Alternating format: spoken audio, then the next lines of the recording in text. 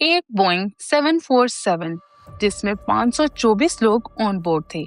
24,000 feet पर अचानक इसकी टेल हवा में अलग हो गई। फ्लाइट क्रू के पास कंट्रोल्स और डायरेक्शन कुछ भी नहीं था। कैबिन में ना ही ऑक्सीजन थी, ना ही एयर प्रेशर। इस खतरनाक सिचुएशन के बावजूद कैसे उन्होंने प्लेन को 45 मिनट तक हवा में रखा। ये कहानी है ह्यूमन करेज, इंजीनियरिंग फेलियर और ऐसी फ्लाइट की जो अपने तमाम कंट्रोल्स खो चुकी थी।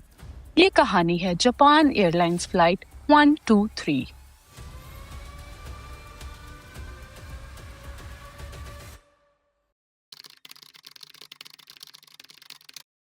12 अगस्त 1985 की शाम 3 लोगों पर मुश्तमिल फ्लाइट क्रू एक जापान एयरलाइंस बोइंग 747 में बोर्ड थे, जो टोक्यो के हनीदा एयरपोर्ट में मौजूद था।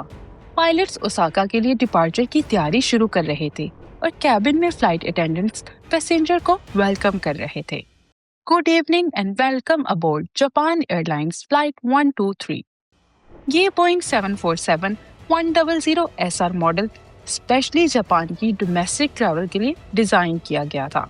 SR का मतलब शॉर्ट रेंज है, जिसमें कम फ्यूल और ज्यादा पैसेंजर्स कैरी करने की कैपेसिटी थी। फ्लाइट 123 पर 509 पैसेंजर्स थे, साथ में 2 पायलट्स, 1 फ्लाइट इंजीनियर और 12 क्रू मेंबर्स, यानी टोटल 524 लोग ऑन बोर्ड थे। इनमें से कोई भी नहीं जानता था कि ये प्लेन सालों पुरानी एक कमजोरी का शिकार है, एक ऐसा होलनाक प्रॉब्लम जिसे पायलट भी लाइल्म थे। फ्लाइट 123 के इंचार्ज थे कैप्टन मसामी तकाहामा। 49 इयर्स की एज में उनके पास टोटल 12,000 फ्लाइट आवर्स का एक्सपीरियंस था, जिसमें से तकरीबन 5,000 आवर्स बोइंग 747 पर थे। वो 19 साल से जापान एयरलाइंस के साथ थे। फर्स्ट ऑफिसर थे उताका ससाकी। इनके पास टोटल 4,000 फ्लाइंग आवर्स का एक्सपीरियंस था। 5 साल से ज्यादा एयरलाइन के साथ रहने के बाद वो कैप्टन बनने के करीब थे, इसलिए ये फ्लाइट भी उनकी ट्रेनिंग का हिस्सा थी। उनके साथ थे फ्लाइट इंजीनियर हिरोशी फुकुदा, जिनकी उम्र 40 साल थी, जिनके पास तकरीबन 10,000 फ्लाइंग आवर्स का एक्सपीरियंस था। फ्लाइट इंजीनियर का काम होता है एयरक्राफ्ट के सिस्टम्स को मॉनिटर और कंट्रोल करना।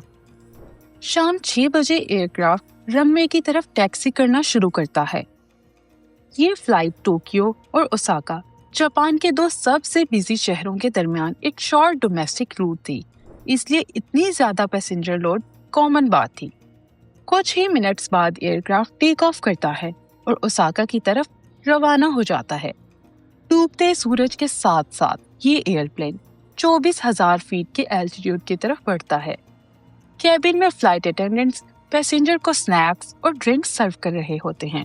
वेदर फोरकास्ट क्लियर थी, क्रू एक्सपीरियंस था, इंजन भी स्मूथली चल रहे थे, हर चीज बिल्कुल नॉर्मल लग रही थी।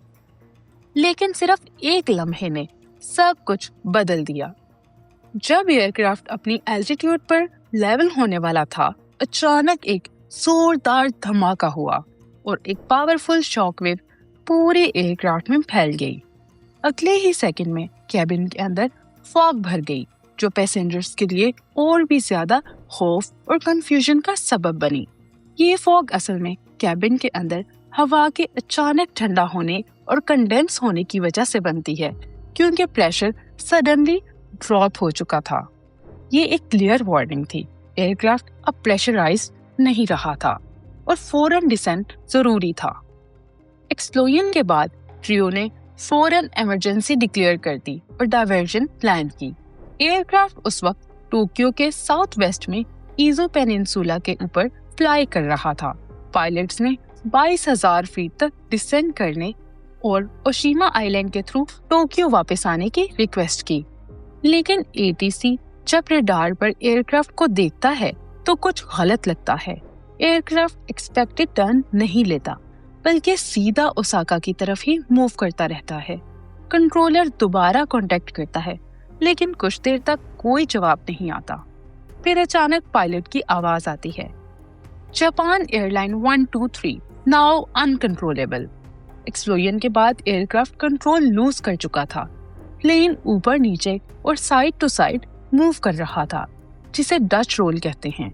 इस सिचुएशन में पायलट्स जो भी कोशिश कर लें, एयरक्राफ्ट स्टेबल नहीं होता।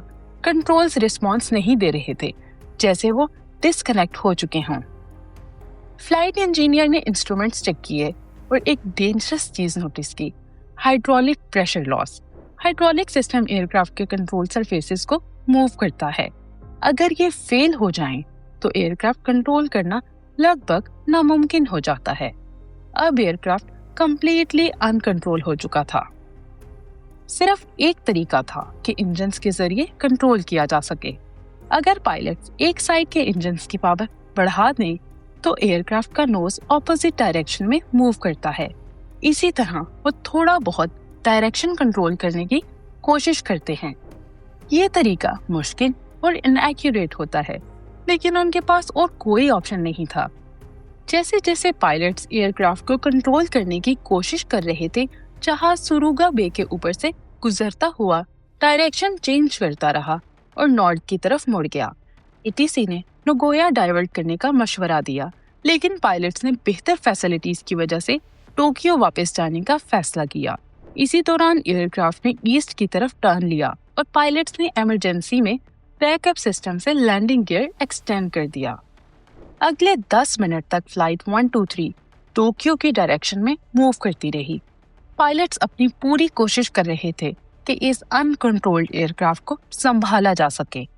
टेक ऑफ के तकरीबन 45 मिनट बाद एयरक्राफ्ट वापस एयरपोर्ट के करीब पहुंच चुका था, 9000 फीट के एल्टीट्यूड पर, रनवे से सिर्फ कुछ मिनट्स दूर। लेकिन फिर सब कुछ अनकंट्रोलेबल हो गया। एयरक्राफ्ट ने अचानक लेफ्ट टर्न लिया और टोक्यो से दूर जाना शुरू कर दिया। जब प्लेन 5300 फीट तक डिसेंड कर रहा था, क्रियो ने सामने माउंटेन्स देखी और फौरन फुल इंजन पावर दी, जिसकी वजह से एयरक्राफ्ट दोबारा 13000 फीट तक क्लाइंब कर गया। जमीन पर लोगों ने एक खौफनाक मंजर देखा। एक बड़ा पैसेंजर प्लेन बहुत लो एल्टीट्यूड पर सीधा उनकी तरफ आ रहा था।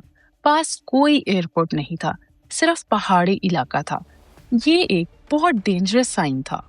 फिर लोगों ने देखा कि एयरक्राफ्ट राइट की तरफ बैंक करता है और तेजी से नीचे डाइव करता है।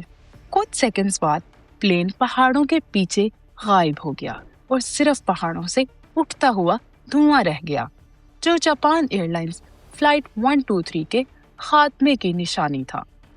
आखिरी लम्हों में असल में ऐसा क्या हुआ?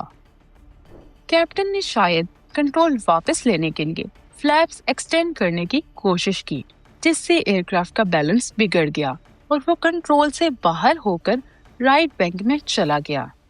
आखिरकार बोइंग 747 पहाड़ों से टकरा गया, जहां 524 में से सिर्फ 4 लोग जिंदा बचे। अब सवाल ये है, ये सब हुआ क्यों? इस हादसे की असल वजह 7 साल पुरानी एक गलत रिपेयर थी, जहां प्रेशर बल्कहेड को ठीक तरीके से फिक्स नहीं किया गया। वक्त के साथ छोटी क्रैक्स बढ़ती रही और आखिरकार 1985 में बल्कहेड फट गया, जिससे टेल डैमेज और हाइड्रोलिक्स फेल हो गए। नतीजा ये निकला कि एयरक्राफ्ट अपनी स्टेबिलिटी और कंट्रोल्स दोनों खो बैठा और अनकंट्रोल्ड हो गया। इन्वेस्टिगेशन ने भी कंफर्म किया कि इम्प्रॉपर रिपेयर ही एक्सीडेंट की असल वजह थी। मेंटेनेंस चेक्स के बावजूद क्रैक्स डिटेक्ट ही नहीं हो सके, क्योंकि फोकस करोजन पर था, फैटी क्रैक्स पर नहीं। दोस्तों, सबसे हार्ट ब्रेकिंग बात ये थी, इन्वेस्टिगेटर्स के मुताबिक बहुत से लोग क्रैश के बाद भी जिंदा थे, लेकिन रिमोट माउंटेनियस लोकेशन की वजह से रेस्क्यू लेट पहुंचा और कई लोग मदद से पहले ही जान से हाथ धो बैठे। बाद में इस रिपेयर से रिलेटेड 2 लोगों ने अपनी जान ले ली और कहानी यही खत्म नहीं होती।